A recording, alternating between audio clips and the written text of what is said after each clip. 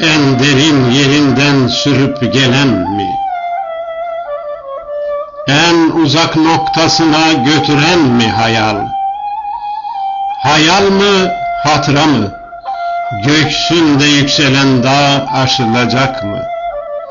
İletişim eksikliği, duyguların ezikliği, rüya üstü rüya, yaşanmış gibi yaşanmamış gibi, aşınmış hatıra, en uzak hayal.